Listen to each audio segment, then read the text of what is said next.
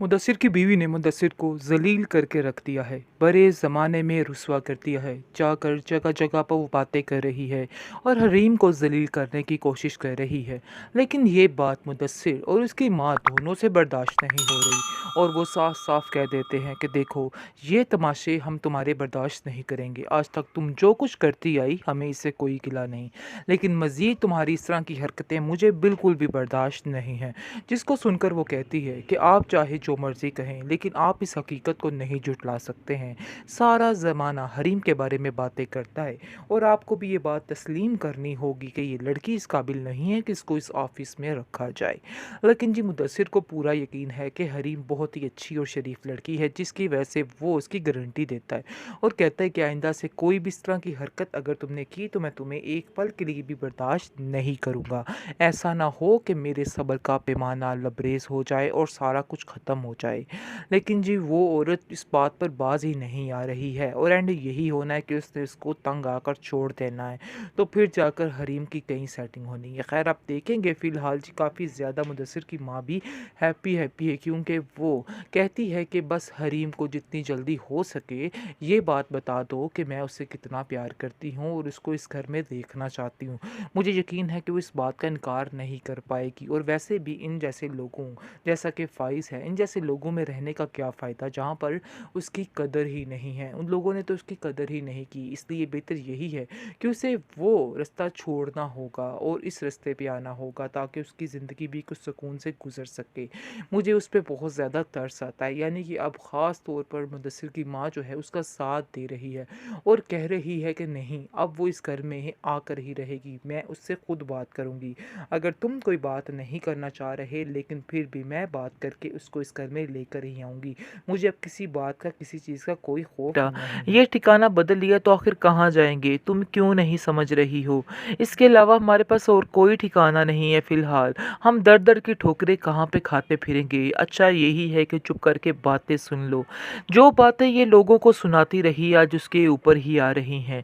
लेकिन लाइबा चीखती चिल्लाती रोती है और कहती है कि जाकर हरीम भाभी से माफ़ी मांग ले, क्योंकि जब तक आप उनसे माफ़ी नहीं मांगेगी मुझे नहीं लगता यहाँ पे कोई मसला ठीक होने वाला है। लेकिन जी कहाँ वो औरत भी संभलने वाली है, समझ तो उसको आ चुकी है लेकिन वो समझना चाहती नहीं है। दूसरी तरफ जी जैसे ही आप देखेंगे कि हरीम और मुदस्सिर दोनों काम में मसरूफ़ होते हैं, ऊपर से आ जाती है मुदस्सिर की बीवी और आकर काफ़ी चीखती चिल्लाती है और कहती है कि मुझे तुम्हारी सारी जो मसरूफियात हैं वो नज़र आ रही हैं कि आखिर तुम इतने मसरूफ़ क्यों हो।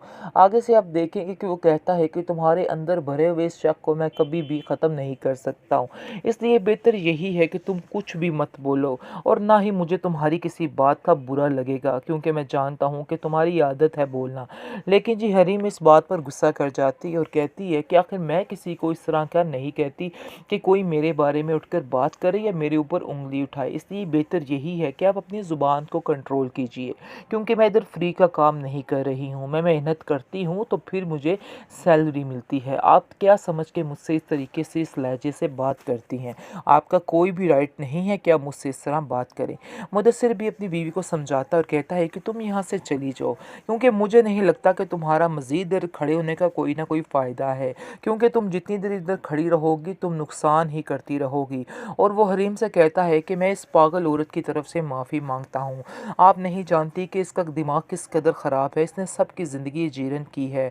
मैं उसकी तरफ से आपसे माफ़ी मांगता हूँ, प्लीज़ आप उसे माफ़ कर दीजिए और बुरा मत मनाइएगा। अब आया असल ट्विस्ट कहानी में जी नाजरीन, जैसा कि फ़ाइज़ जो आप देख रहे हैं दर दर पर जाकर पैसे मांग रहा है इमदाद के लिए, लेकिन कोई भी उसको मुंह नहीं लगा रहा है। वो बहुत कोशिश कर रहा है, पर अपने मुलाजमों के घर तक चला गया और उनको जाकर कहता है कि मुझे कुछ पैसों की ज़रूरत है, मैं बहुत जल्द वापस कर दूंगा।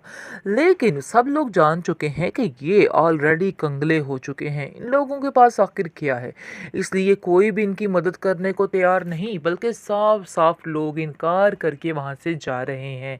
और ये समझ रहा है कि मेरी कोई ना कोई मदद ज़रूर करेगा, आखिर मैंने सब पर इतना लगाया है। लेकिन ऐसा कहाँ होता है, रात गई बात गई, लोग कहाँ याद रखते हैं ये सब बातें। खैर उसकी माँ की ये सारी हरकतों को फ़ाइज़ को भुगतना पड़ रहा है और लोग उसके साथ भी ऐसा ही रवैया रख रहे हैं और उसको बार बार याद दहानी कराई जा रही है कि आप लोग कितने कितने मगरूर और कितने संगदिल लोग थे। शायद इस चीज़ का आप लोगों को इल्म नहीं था, लेकिन शायद अगर आपको इस बात का इल्म होता तो आप कभी भी ऐसा ना करते। आप लोगों से ये पैसा कभी भी ना जाता। आप लोगों की अपनी गलतियाँ हैं जो आगे आ रही हैं। बहरहाल काफ़ी ज़्यादा टेंशन में आ चुका है फ़ाइज़, क्योंकि उससे कोई रास्ता नज़र ही नहीं आ रहा। और दूसरी तरफ आप देखेंगे कि कहकशां जैसे ही हमना के घर पर डेरे डाले हुए है, बहुत जल्द उसकी सास जो है रेयान की, वो थकने वाली है और वो साफ साफ बोलने वाली है। खैर अभी तो वो बर्दाश्त कर रही है और कह रही है कि आखिर कितनी देर तक आप और रुकेंगे, कितनी देर तक आप अपना इंतज़ाम करेंगे। लेकिन वो लोगों के पास जवाब ही कहाँ। वो कहती है बस बहुत जल्द हम इंतज़ाम कर लेंगे, आप लोगों को परेशान होने की कोई ज़रूरत नहीं है। जिसको सुन के जी मज़ीद परेशान हो चुकी है लाइबा, क्योंकि लाइबा अपनी माँ से कहती है कि मुझे लगता है कि जैसे ये लोग बहुत ज़्यादा तंग आ चुके हैं हमसे और हमें यहाँ से निकलने की तदबीरें देख रहे हैं। हमें बहुत जल्द यहाँ से अपना ठिकाना बदल लेना चाहिए। लेकिन उसकी माँ कहती है कि बेटा, ये ठिकाना बदल लिया तो आखिर कहाँ जाएंगे, तुम क्यों नहीं समझ रही हो। इसके अलावा हमारे पास और कोई ठिकाना नहीं है फ़िलहाल। हम दर दर की ठोकरें कहाँ पे खाते फिरेंगे। अच्छा यही है कि चुप करके बातें सुन लो। जो बातें ये लोगों को सुनाती रही आज उसके ऊपर ही आ रही हैं। लेकिन लाइबा चीखती चिल्लाती रोती है और कहती है कि जाकर हरीम भाभी से माफ़ी मांग ले, क्योंकि जब तक आप उनसे माफ़ी नहीं मांगेगी मुझे नहीं लगता यहाँ पे कोई मसला ठीक होने वाला है। लेकिन जी कहाँ वो औरत भी संभलने वाली है। समझ तो उसको आ चुकी है लेकिन वो समझना चाहती नहीं है। दूसरी तरफ जी जैसे ही आप देखेंगे कि हरीम और मुदस्सिर दोनों काम में मसरूफ़ होते हैं, ऊपर से आ जाती है मुदस्सिर की बीवी और आकर काफ़ी चीखती चिल्लाती है और कहती है कि मुझे तुम्हारी सारी जो मसरूफियात हैं वो नज़र आ रही हैं कि आखिर तुम इतने मसरूफ़ क्यों हो। आगे से आप देखेंगे कि वो कहता है कि तुम्हारे अंदर भरे हुए इस शक को मैं कभी भी ख़त्म नहीं कर सकता हूँ, इसलिए बेहतर यही है कि तुम कुछ भी मत बोलो और ना ही मुझे तुम्हारी किसी बात का बुरा लगेगा, क्योंकि मैं जानता हूँ कि तुम्हारी आदत है बोलना। लेकिन जी हरीम इस बात पर गुस्सा कर जाती है और कहती है कि आखिर मैं किसी को इस तरह का नहीं कहती कि कोई मेरे बारे में उठकर बात करे या मेरे ऊपर उंगली उठाए। इसलिए बेहतर यही है कि आप अपनी ज़ुबान को कंट्रोल कीजिए, क्योंकि मैं इधर फ्री का काम नहीं कर रही हूँ। मैं मेहनत करती हूँ तो फिर मुझे सैलरी मिलती है। आप क्या समझ के मुझसे इस तरीके से, इस लहजे से बात करती हैं। आपका कोई भी राइट नहीं है कि आप मुझसे इस तरह बात करें। मुदस्सिर भी अपनी बीवी को समझाता है और कहता है कि तुम यहाँ से चली जाओ, क्योंकि मुझे नहीं लगता कि तुम्हारा मज़ीद देर खड़े होने का कोई ना कोई फ़ायदा है, क्योंकि तुम जितनी देर इधर खड़ी रहोगी तुम नुकसान ही करती रहोगी। और वो हरीम से कहता है कि मैं इस पागल औरत की तरफ से माफ़ी मांगता हूँ। आप नहीं जानती कि इसका दिमाग किस कदर ख़राब है, इसने सबकी ज़िंदगी जीरन की है। मैं उसकी तरफ से आपसे माफ़ी मांगता हूँ, प्लीज़ आप उसे माफ़ कर दीजिए और बुरा मत मनाइएगा।